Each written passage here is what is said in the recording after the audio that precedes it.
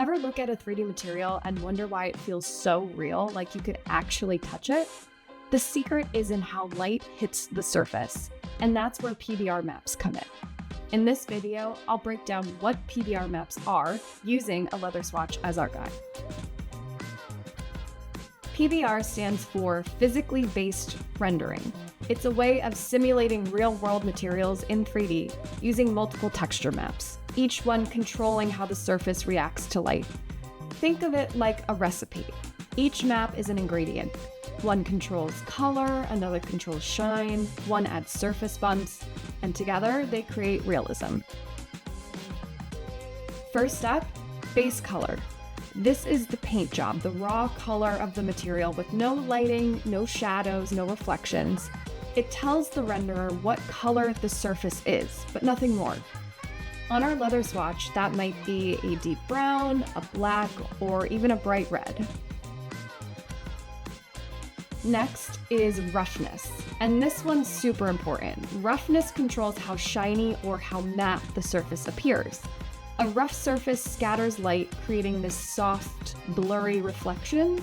A smooth surface reflects light very cleanly, like a mirror. With leather, you often want like a mid to high roughness for that slightly worn-in look. Roughness works in grayscale. White is more foggy, and black is more reflective. Next is metallic. Metallic is the map that tells the renderer whether the surface acts like a metal or it doesn't. Metals often reflect light differently than non-metals. They reflect their own color, they tend to have very bright highlights. Leather isn't metallic, so for this swatch, this map is going to stay at 0. Metallic also works in grayscale, so white is metal and black is matte.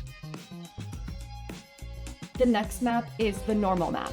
The normal map gives the surface its texture, so those bumps and creases and pores and grains, but it does this without actually adding any geometry. It creates this illusion of bumps and creases and pores and grains. For leather, that's what makes it feel tactile, even if the object is technically flat. The next map is the height map, and this goes deeper, literally.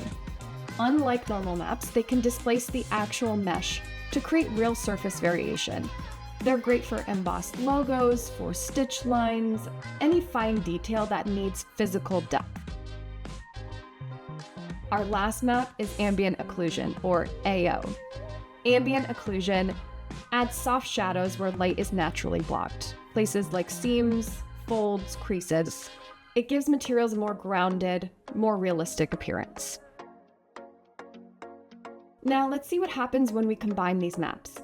First, base color, and that's just the paint.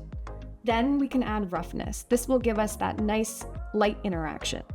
I'll add metallic, but the value's at 0, so it's not doing too much.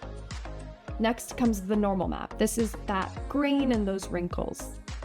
Then ambient occlusion is going to add that natural shadowing, and height will give us that extra depth. The result? Realistic, touchable leather, even though it's just pixels on a screen. So here's a quick recap. Base color, the paint. Roughness, the shine. Metallic, metal, or not. Normal, fine detail. Height, depth. Ambient occlusion, or AO, shadows in the cracks. Together, these maps give 3D materials the richness and realism that we expect in today's games, films, and product renders.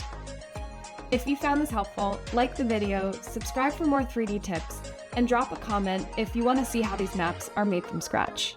See you next time.